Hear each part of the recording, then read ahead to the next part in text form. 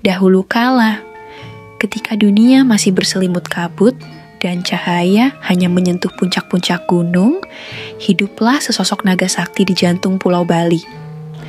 Ia dikenal sebagai Naga Besuki, makhluk kuno yang menjadi penjaga Gunung Agung, gunung suci yang menjadi poros antara dunia manusia dan alam gaib.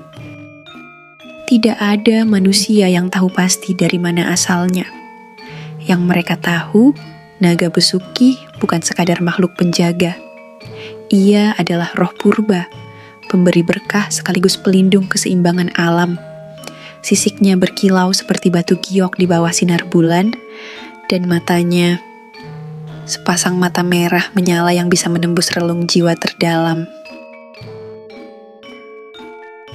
Konon, di malam-malam tertentu, saat bulan purnama menyentuh puncak Gunung Agung, Naga Besuki menampakkan diri dalam wujudnya yang penuh keagungan. Orang-orang yang berani mendaki gunung pada malam itu akan mendengar desisnya, suara yang bagaikan angin berbisik di antara bebatuan. Mereka yang berhati bersih akan diberkati, tetapi mereka yang tamak atau penuh niat jahat akan hilang tanpa jejak. Alkisah, hiduplah seorang pemuda bernama Iwayan di kaki Gunung Agung. Ia seorang petani sederhana, hidup damai bersama ibunya yang sudah renta. Namun, kehidupan mereka berubah ketika musim kemarau panjang melanda desa. Tanah retak, sawah-sawah kering, dan hujan tak kunjung turun. Putus asa melihat ibunya jatuh sakit karena kekurangan air, Wayan memutuskan melakukan hal yang dilarang, memanjat Gunung Agung untuk mencari mata air sakral di puncaknya. Orang-orang desa memperingatkan, jangan berani mengusik Naga Besuki. Jika kau melanggar, malapetaka akan datang. Namun, cinta Wayan kepada ibunya lebih besar dari rasa takutnya. Ia melangkah naik, membawa sebilah keris pusaka yang diwariskan leluhurnya, berharap itu akan melindunginya. Semakin tinggi ia mendaki, semakin terasa hawa dingin yang menusuk tulang. Kabut tebal menyelimuti, membuatnya kehilangan arah. Tapi di tengah kesunyian itu terdengar suara yang menyerupai bisikan.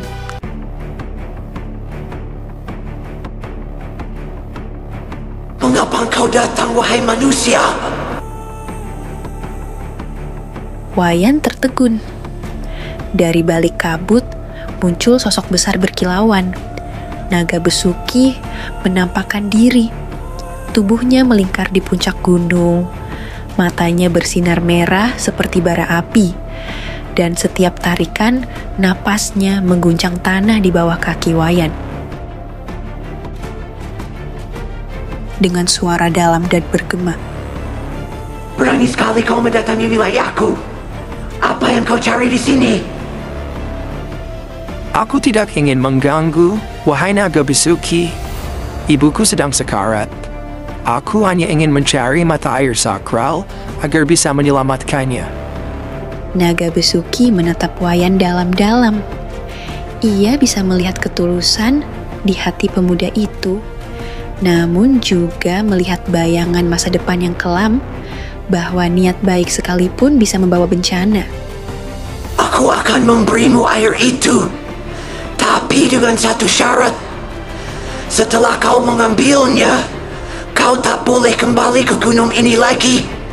Jika kau melanggar, kutukan akan jatuh atas dirimu dan desamu. Tanpa ragu, Wayan menerima syarat itu.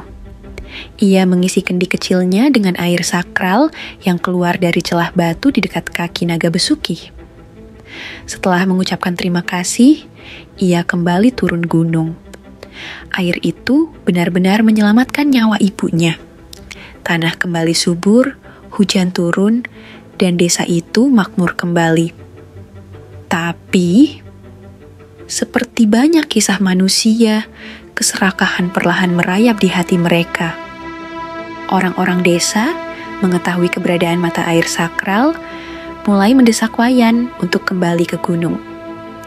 Mereka ingin lebih banyak air, lebih banyak berkah. Awalnya, Wayan menolak, tapi tekanan dan ambisi membuatnya lupa pada janji yang pernah diucapkan kepada naga Besuki. Ia kembali mendaki Gunung Agung. Namun, begitu ia mencapai puncak, naga Besuki sudah menunggu. Matanya menyala lebih merah dari sebelumnya. Kau melanggar janjimu, manusia. Kau akan menanggung akibatnya. Langit bergemuruh, tanah bergetar, dan dari mulut naga Besuki, semburan api melahap Wayan. Ia tidak sempat menjerit. Tubuhnya hilang ditelan api, menjadi abu yang diterbangkan angin gunung. Sejak hari itu, desa di kaki Gunung Agung dilanda kutukan. Tanah yang dulu subur menjadi gersang, mata air menghilang, dan orang-orang hidup dalam ketakutan. Mereka menyadari bahwa naga Besuki bukanlah makhluk yang bisa dipermainkan. Hingga kini, naga Besuki tetap menjaga Gunung Agung. Ia terus mengawasi, memastikan manusia tak lagi melanggar batas antara dunia mereka dan dunia gaib. Dan jika kau mendaki Gunung Agung saat bulan purnama, berhati-hatilah, sebab naga Besuki mungkin sedang mengintaimu dari balik kabut. Jangan pernah lupa, setiap janji memiliki konsekuensinya.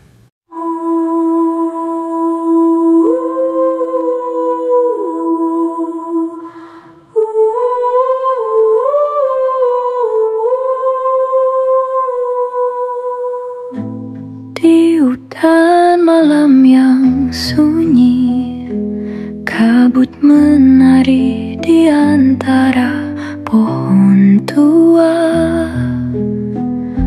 Cahaya bulan memeluk lembut, rahasia lama terjaga di sana. Bisikan angin membawa cerita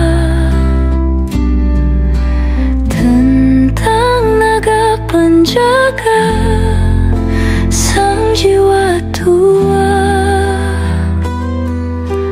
Langkah lembut di tanah suci, di puncak Gunung Agung hati berbisik.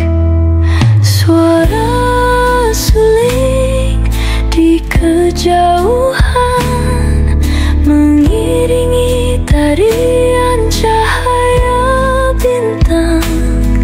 Api kecil berpendar samar, menjaga mimpi yang hilang di kabut malam. Bisikan angin membawa cerita tentang naga penjaga sang jiwa tua. Langkah lembut di tanah suci, di puncak Gunung Agung hati berbisik. Api dalam jiwa tetap menyala, walau sunyi, walau gelap. Di balik layar cahaya tetap ada, penjaga setia sang naga. Gunung berbisik, hutan bernyanyi, roh-roh lama menari di angin malam. Di puncak Gunung Agung menunggu hingga fajar